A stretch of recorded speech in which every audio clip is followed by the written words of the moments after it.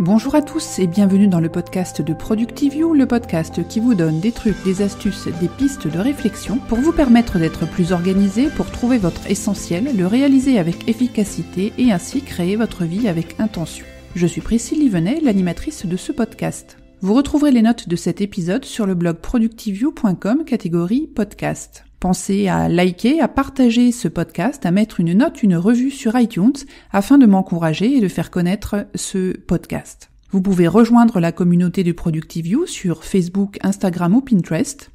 Productivio est aussi sur la plateforme Tipeee et si vous souhaitez m'encourager, n'hésitez pas à le faire. C'est possible à partir d'€1 par mois et je vous en remercie d'avance.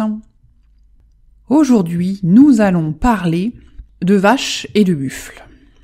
Cette idée m'est venue en lisant le livre Take the Stairs de Rory Vaden, qui est un consultant, un orateur, un écrivain et un podcasteur américain que je suis depuis de nombreuses années. Il a notamment écrit un autre livre qui s'appelle Procrastinate on Purpose, dont nous avons déjà parlé dans ce podcast.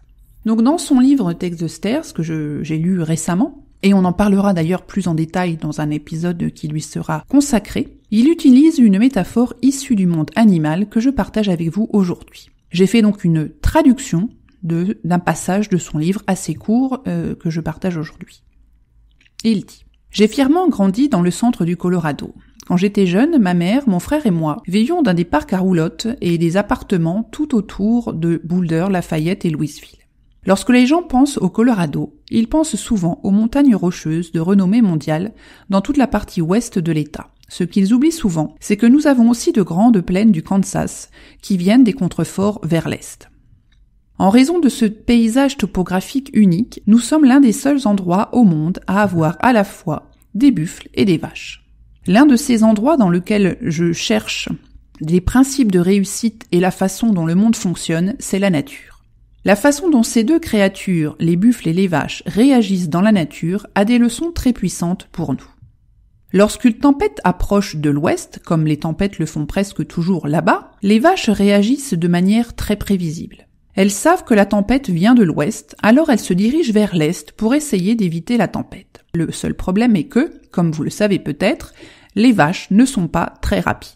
Bientôt, la tempête les rattrape et les vaches, ne sachant pas faire mieux, continuent de courir.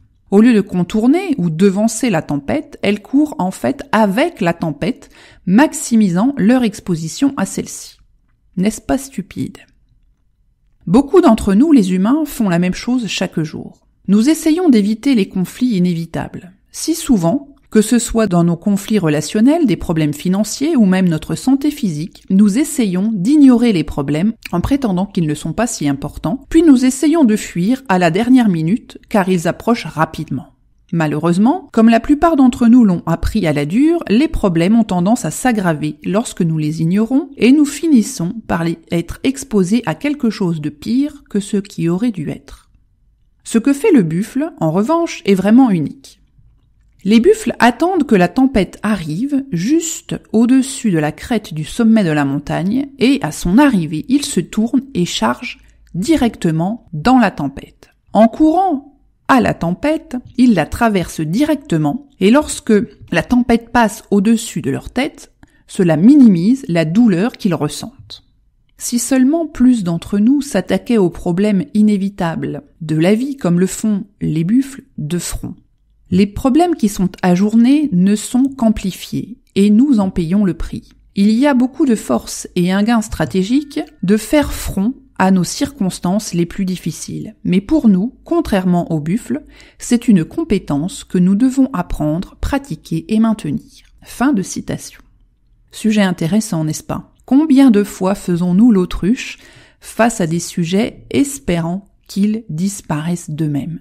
Je suis une adepte moi aussi. Mais avec cette histoire en tête, je m'améliore petit à petit. Je prends le taureau par les cornes, plutôt afin d'éviter une aggravation des problèmes, quelle que soit leur nature. Et c'est pas simple. Il me faut parfois une bonne dose de courage pour surmonter des craintes qui sont uniquement dans ma tête.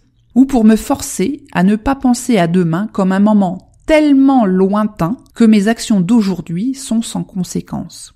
Et au contraire, maintenant, je peux imaginer que ce que je fais ou pas maintenant aura un impact sur ce fameux demain.